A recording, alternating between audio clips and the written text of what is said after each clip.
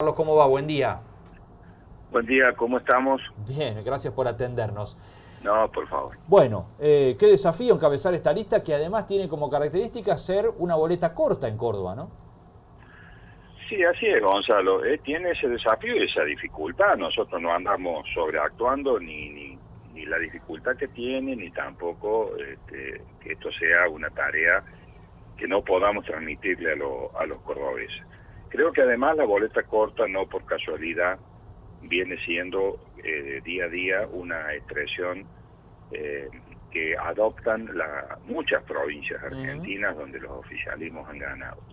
Y creo que lo hacen cada uno por su realidad tal vez, pero con un denominador común que es darse cuenta que la grieta no va a resolver los problemas de los argentinos, que el día posterior a la elección nacional y fundamentalmente después del 10 de diciembre los problemas van a estar allí, precisamente por no haber avanzado en un gran acuerdo nacional que se hubiese puesto, valga la redundancia, a trabajar sobre un acuerdo sobre los temas básicos y los problemas básicos y más urgentes de los argentinos, y después sí, cada uno estar ofreciéndole a la ciudadanía su oferta electoral. Como esto no va a suceder, está claro que es así, porque la grieta se profundiza y la polarización cada vez es más una realidad. Las provincias tenemos que pensar en cómo vamos a defender en ese contexto nuestros intereses, nuestros recursos, en el lugar donde se van a trasladar esa falta de acuerdos previos, se va a trasladar la discusión y la búsqueda de consenso, porque nadie va a tener una mayoría absoluta, y por lo tanto se va a hacer más importante que nunca la presencia de diputados que defiendan, en nuestro caso, los intereses de los cordobeses. Este me parece que es el tema con el que nosotros miramos y hemos definido esta lista, esta llamada lista corta, y dándole, por supuesto, y respetando luego que cada uno de los cordobeses decida quién cree que a quién debe ponerle su voto en materia presidencial. Pero sí pensando en que, vuelvo a decir, es más necesario que nunca tener diputados que defiendan, en nuestro caso, a Córdoba. Bien, ¿se reedita de alguna manera el cordobesismo con esto? No, me preguntaba un colega tuyo hace unos minutos de esa cuestión. Yo creo que las etapas se van cumpliendo y no vuelven atrás. Yo creo que lo que se reedita es, y lo que fundamentalmente más que reeditarse se piensa, es en la prosecución del progreso de los cordobeses. Los cordobeses estamos progresando a pesar de las dificultades, no somos una isla ni pretendemos serla en ningún sentido, pero sí tenemos una potencia, una fuerza, unas características que nos distinguen. Y entre ellas es el progreso, y precisamente defender ese progreso es no aislar a Córdoba, sino estar integrándola, pero a su vez con el permanente reclamo de que se nos respeten los recursos que son de los cordobeses. El programa de obra pública que el gobierno provincial viene llevando adelante, nosotros no lo queremos detener más allá de que la nación nos deba realmente un montón de plata, pero bueno, tampoco andamos llorando por los rincones ni nada por el estilo, ni hemos parado las obras. Allí están todos los días concluyendo una de ellas, algunas de ellas de una magnitud como es la circunvalación de Córdoba o la autovía Córdoba-Río Cuarto, que han merecido realmente el esfuerzo con el impuesto de los cordobeses muy fuerte. Sí, claro. Y sin embargo ahí están, pero nosotros necesitamos los recursos para proseguir con ese programa de obra pública. Necesitamos mantener los programas para nuestros jóvenes, y para eso necesitamos los recursos. Necesitamos mantener los programas que en gran cuantía atienden este tejido social tan lastimado por la crisis, y para eso hace falta recursos. Necesitamos, Gonzalo, mantener la caja de jubilaciones de Córdoba, que es realmente una caja referencia en el contexto nacional, y para eso necesitamos garantizar que sigan viniendo los recursos que nos Bueno, corresponden. Alguno de todos esos puntos, por ahí uno imagina el peronista cordobés debe estar en un dilema porque tal vez ha tenido mayor asistencia de recursos con este gobierno que con el gobierno peronista de Cristina Córdoba, ¿no?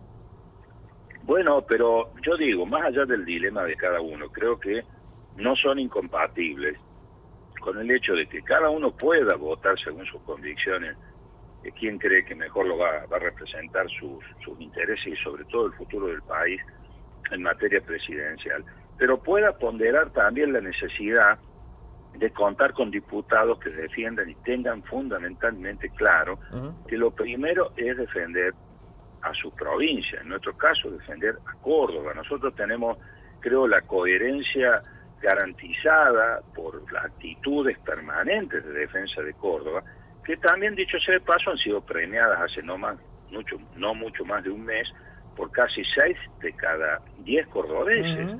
Entonces nosotros no ofrecemos una cuestión, una oferta que precisamente tiende a hacer comprender a los cordobeses que los problemas no resueltos por la famosa grieta que se profundiza cada vez más van a encontrar en el Parlamento Nacional necesariamente la búsqueda de consensos, y allí me parece que es necesario tener diputados por Córdoba y no diputados que privilegien las órdenes de su partido nacional o de su fuerza política nacional. Esta es, me parece, la diferencia y con la que se puede convivir perfectamente. Siempre se hacen especulaciones en torno a esto. ¿Y ustedes creen que su lista de diputados nacionales va a competir más por el electorado de la lista de diputados de Macri o por el electorado de los candidatos de Fernández? No, nosotros creemos que no nos planteamos así nuestra estrategia electoral. Ni nos planteamos ser parte de una especie de discusión de boca corrida. Nosotros lo que decimos claramente, vuelvo a repetir, es que los cordobeses deben merituar que es necesario más que nunca en este contexto que está viviendo Argentina y que no va a resolver lamentablemente la grieta, debe pensar en poner los diputados que mejor puedan defender a Córdoba y que hayan precisamente con sus actitudes y la pertenencia a una fuerza política que también haya tenido esa coherencia y esas actitudes, defender esos intereses por encima de cualquier otra cuestión. Legislador Gutiérrez, Fernanda lo saluda, buen día. Hola Fernanda, buen día.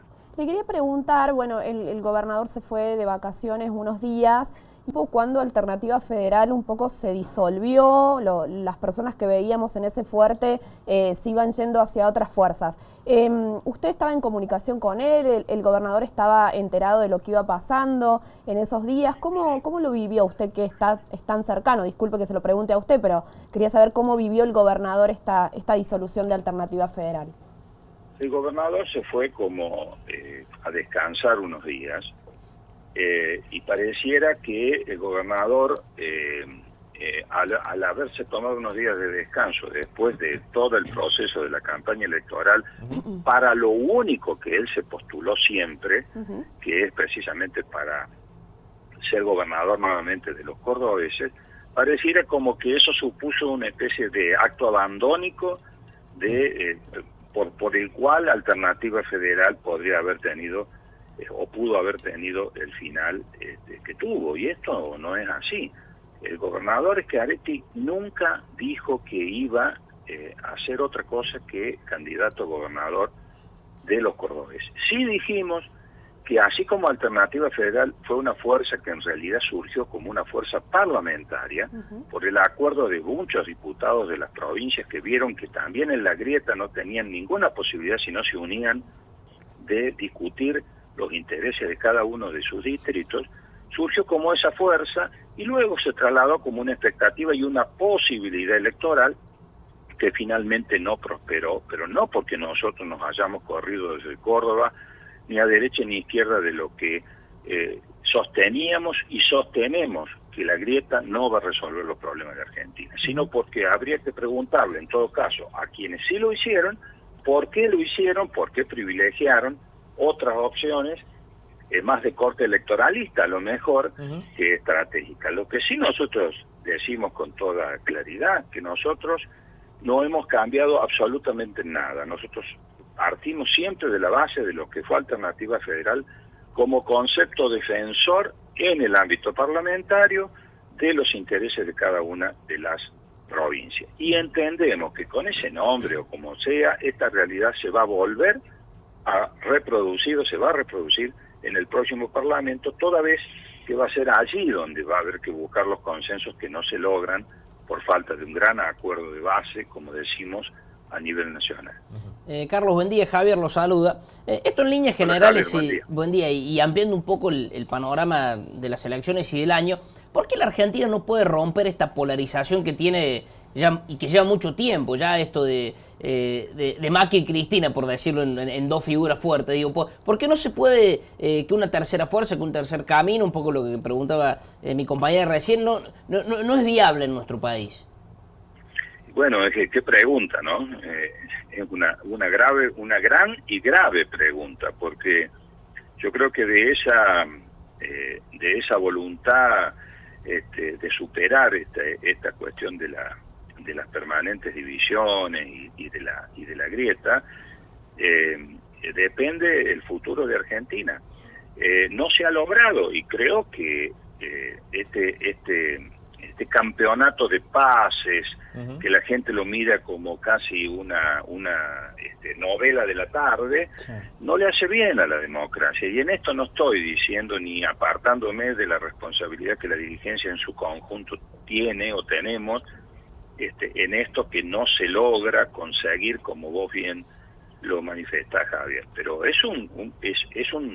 diría yo, es una falta grave en Argentina que no se encuentre una salida de la cual se nutren electoralmente las dos partes de la grieta, pero no logran resolverlo, porque ojalá hubiese en Argentina un sector o un sector de centro izquierda, otro sector de centro derecha o de derecha organizado debidamente como existen en otras democracias del mundo. Tal vez eso nos aseguraría una madurez en el manejo institucional y democrático de otro calibre. Bueno, esto es una materia absolutamente pendiente de la dirigencia argentina, y nosotros con humildad y convicción lo decimos. O sea, mientras esto no se logre, va a ser muy difícil lograr que Argentina supere los graves problemas que va a enfrentar cualquiera sea el presidente que gane las elecciones. Porque que tengamos todo claro eso. El 10 de diciembre quien asuma, sea Juan o Pedro, no importa quién gane, pero va a tener que enfrentar, sobre todo los 2 primeros años, entiendo yo, de gobierno, todas las materias pendientes de una crisis que realmente llega a niveles estructurales muy, pero muy graves y preocupantes. Sí. Y sobre todo que el 10 de diciembre no se terminan esos problemas, ¿no? Ni mucho menos. No, para nada. Carlos Gutiérrez, candidato a diputado nacional por Hacemos por Córdoba, muchísimas gracias por estos minutos. No, al contrario, gracias a los tres, un abrazo grande. Muy amable, gracias.